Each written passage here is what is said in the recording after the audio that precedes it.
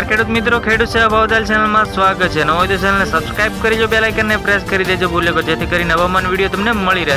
હવામાન નિષ્ણાંત આંબાલાલ પટેલ અને પરેશ ગોસ્વામીએ કરી મોટી આગાહી, જે 35 કિમીની ઝડપે ફૂંકાશે પવન। આ વિસ્તારોને એલર્ટ જાહેર કરી દેવામાં આવ્યું છે। ખેડૂત મિત્રો, જે એક ખતરો ટળ્યો નથી તો બીજો ખતરો જઈ ઊભો છે, જે બેઠા 35 કિમીની ઝડપે ફૂંકાશે પવન, જે વિસ્તારોને એલર્ટ કરી આપી છે। જે આ વખતે માર્ચ મહિનાની શરૂઆતમાં વેસ્ટર્ન ડિસ્ટર્બન્સને કારણે અમદાવાદ સહિત રાજ્યના વિસ્તારોમાં આગામી 5 દિવસ વાતાવરણ સૂકું રહેશે, જે રાજ્યમાં બેવડી ત્રુટિ અનુભવી રહ્યા છે। જે ગુજરાતમાં 2 દિવસ બાદ મહત્તમ લઘુત્તમ તાપમાન 2 દિવસ 3 ડિગ્રી વધારો જોવા મળી શકશે।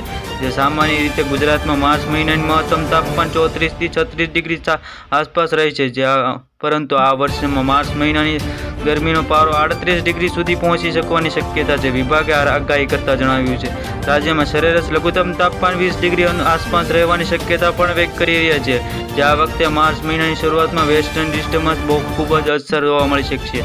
માર્ચ મહિનામાં 2 વખત માવઠાની શક્યતા છે દેખાઈ રહી છે, જેમાં 10 થી 12 માર્ચના દરમિયાન ઉત્તર ભારત અને પરંતુ 2 વેસ્ટર્ન ડિસ્ટર્બન્સ પસાર થઈ રહ્યા છે, જેના કારણે ઉત્તર ગુજરાત અને બનાસકાંઠા સાબરકાંઠામાં અમુક વિસ્તારોમાં માવઠાની ખૂબ જ શક્યતા છે। જે કચ્છ ભાગોમાં પણ માવઠાની શક્યતા વ્યક્ત કરી રહ્યા છે।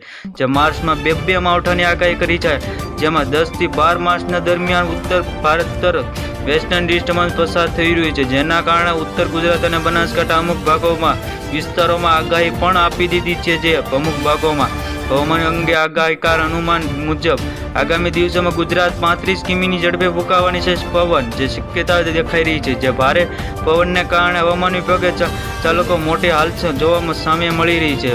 જે આ સાથે કાંઈ મકાનો પણ ધરાશાયી થઈ શકે છે। જે આ મોસમ વિભાગ હવામાન વિભાગે આગાહી કરી છે।